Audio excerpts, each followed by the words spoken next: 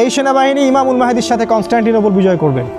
ইমামুল মাহদিকে আক্রমণ করার জন্য সিরিয়া থেকে একটা দল আসবে, সেই দলকে আল্লাহ পাক বাইদা নামক জায়গা মক্কা মদিনার মাঝখানে ধসিয়ে দিবেন। এটাই হচ্ছে বিগেস্ট সাইন যে তিনি হচ্ছেন আল মাহদি।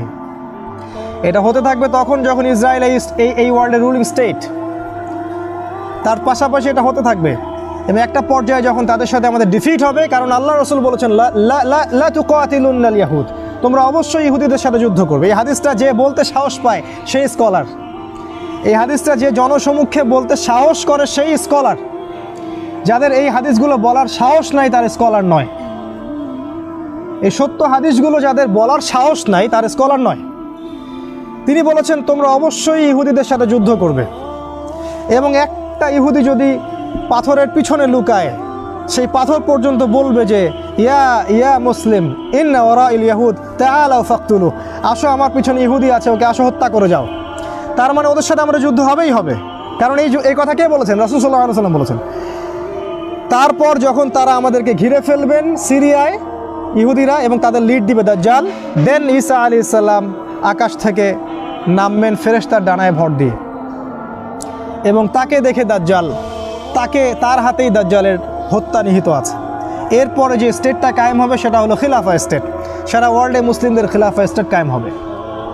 এমন হতেই পারে বাংলাদেশ, অবশ্যই বাংলাদেশ, ইন্ডিয়া, পাকিস্তান, এই সমস্ত কন্টিনেন্ট এই খিলাফার আওতায় চলে আসবে। পৃথিবীর কোনো গভর্নমেন্ট এটাকে ঠেকাতে পারবে না, পৃথিবীর কোনো গভর্নমেন্ট এটাকে ঠেকাতে পারবে না, এবং কোনো গভর্নমেন্ট সেই মুজাহিদ ভাইদেরকে সেখানে যেতে বাধা দিতে পারবে না যারা ইমামুল মাহদির সাথে যোগ দিবেন, কেউ পারবে না। পৃথিবীর কোনো গভর্নমেন্ট ইউনাইটেড নেশনস বা জাতিসংঘের ধ্বংস ঠেকাতে পারবে না। পৃথিবীর কোনো গভর্নমেন্ট IMF, ওয়ার্ল্ড ব্যাংক আমাদের সেকুলারিজম, ডেমোক্রেসির ধ্বংস ঠেকাতে পারবে না, কারণ মুহাম্মদ সাল্লাল্লাহু আলাইহি ওয়াসাল্লাম প্রফেসাইড করেছেন এগুলো হতে যাচ্ছে। এগুলো শুধু সময়ের ব্যাপার মাত্র। তাহলে আমরা এখন কি করব? নাম্বার 1, আমরা হালুয়া রুটি খাবো আর ঘুমাবো। নাম্বার 2, আমরা ইমামুল মাহদির অপেক্ষায় বসে থাকবো হাত গুটিয়ে, যখন তিনি আসবেন তার পরের দিন আমরা সেখানে গিয়ে যোগ দিব। আর নাম্বার 3 হচ্ছে আমরা আমাদের প্রস্তুতি গ্রহণ করব। আমাদের প্রস্তুতি হতে পারে, আমরা প্রথম প্রস্তুতি হচ্ছে, আমি পয়েন্ট বলে শেষ করছি। নাম্বার 1, ইলম, জ্ঞান অর্জন করতে হবে, না হলে আপনি 2 চোখ খুলতে পারবেন না।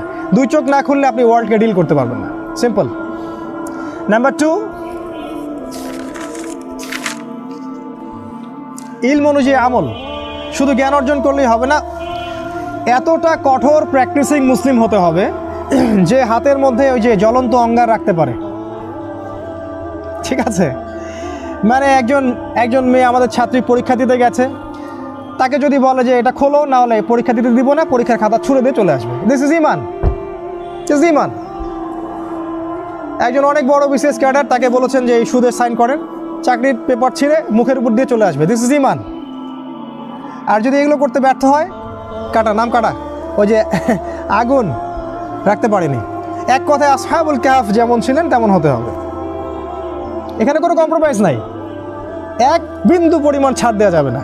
আপনি 1 বিন্দু ছাড় দিবেন, আপনি 10 বিন্দু হারাবেন। একবার ছাড় দিবেন, কোনোদিন ধরতে পারবেন না, কোনোদিন না। এমন জব করতে হচ্ছে যেখানে হারাম আছে, জব ছেড়ে দিয়ে ব্যাংকিং জব, কালকেই রেজিগনেশন লেটার দিয়ে আসতে হবে, তাহলে এটা ইমানের পরিচয়, ইমানের পরিচয়। আদারওয়াইজ আপনি মায়ের সাথে জেনা করছেন। Be careful.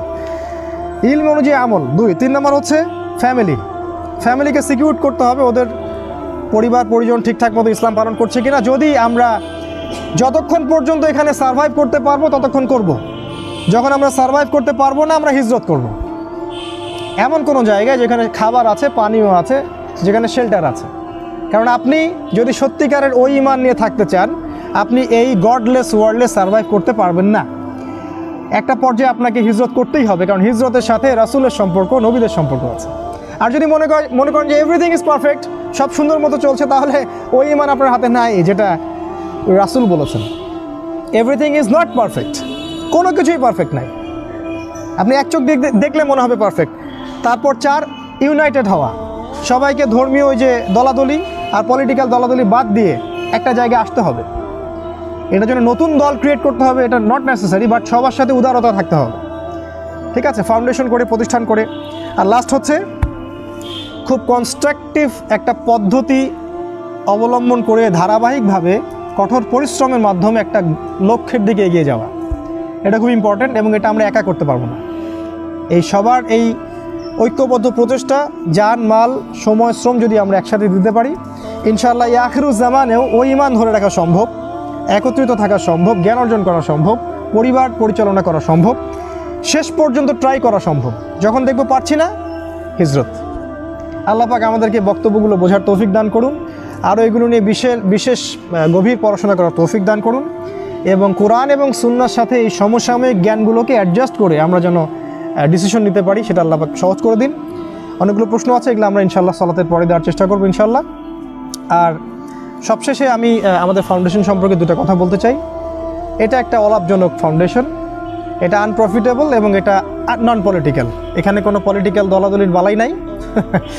হ্যাঁ, আপনি ব্যক্তিগতভাবে কোনো দলকে ভালোবাসতে পারেন, আমার তাতে কোনো আপত্তি নাই, কিন্তু আমরা যখন অ্যাজ এ উম্মাহ পাবলিক লাইফে আছি তখন আমরা পলিটিক্যাল গ্রুপিংয়ের মধ্যে নাই। আর এই পলিটিক্স, সো কল ডেমোক্রেটিক পলিটিক্সের সাথে আমরা নাই। সেকেন্ড কথা হচ্ছে, আমরা এই ধর্মীয় ডিভাইডেশনের মধ্যেও নাই। তুই অমুক আর তুই অমুক, তুই এইখান বাদিস, তুই ওইখান বাদিস, হ্যাঁ তুই হানাফি, তুই চরমনাই, তুই আটরশি, তুই আইলাদিস, এইসব টার্মিনোলজিগুলো আমরা অ্যাভয়েড করতে চাচ্ছি উম্মার স্বার্থে। আপনি পার্সোনাল লাইফে কোনো দলকে ভালোবাসতে পারেন, এটা আপনার পার্সোনাল প্রাইভেট ব্যাপার, এটা নিয়ে আমার কোনো দ্বিমত নাই।